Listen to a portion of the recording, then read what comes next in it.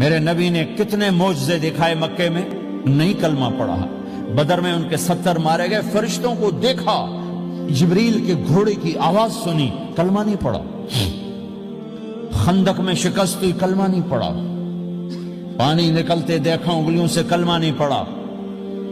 ایک بکرے کا ایک بازو پکایا، ایک بازو بکرے کا، ایک اگلا جو بازو ہوتا، اور 40 آدمیوں نے کھانا کھایا اور ایک بوٹی کم نہیں ہوئی، ایک بوٹی کم نہیں ہوئی، کلمہ نہیں پڑھا۔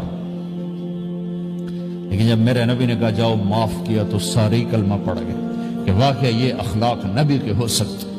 حنین کی جنگ میں جب بھاگے لوگ، شکست ہوئی، تو ایک صحابی کا بھاگتے ہوئے پاؤں ہمارے نبی کے پاؤں پر آیا، اور جوتا سخت تھا، تو آپ نے کہا اوجعتنی، اور آپ کے ہاتھ میں چھڑی تھی، آپ نے اس کو یوں ماری، اوجعتنی، ارے تو نے مجھے کتنا زیادہ درد پہنچایا، دکھ پہنچایا۔ وہ بیچارے پگھل کے رہ گئے اور پریشان ہو گئے، اور فرماتے ہیں سارا دن میں پریشان، ساری رات پریشان کہ اللہ کے نبی کو میں نے تکلیف پہنچائی، اب میرا کیا بنے گا۔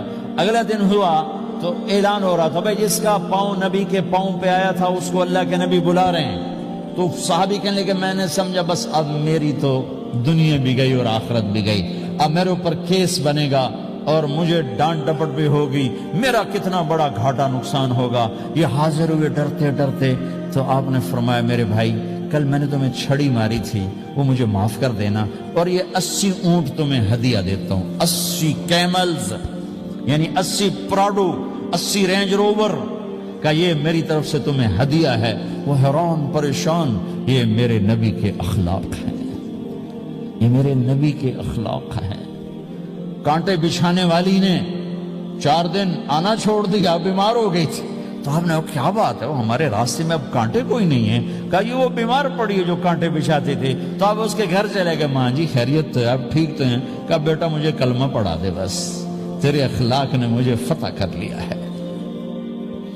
میرے بھائیوں یہ چیپٹر بھول چکے ہیں، بھول چکے ہیں، بھول چکے ہیں۔ جب تک یہ چیپٹر زندہ نہیں ہوگا زندگی اسلامی نہیں بنے گی، معاشرہ اسلامی نہیں بنے گا، اور آگے قوموں کے لیے اسلام کا دروازہ نہیں کھلے گا۔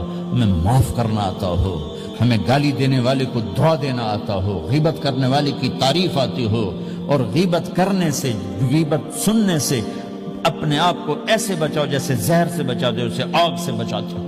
ایک دوسرے کو نفرت کا بول نہ بولو ورنہ ساری زندگی تباہ و برباد ہو جائے گی۔ میرے رب کی قسم، میرے نبی نے کہا ایک زبان کا بول انسان بولتا ہے اور جہنم کی گہرائیوں میں گر جاتا ہے، اور ایک زبان کا بول انسان بولتا ہے اور جنت کے درجات پر چڑھ جاتا ہے۔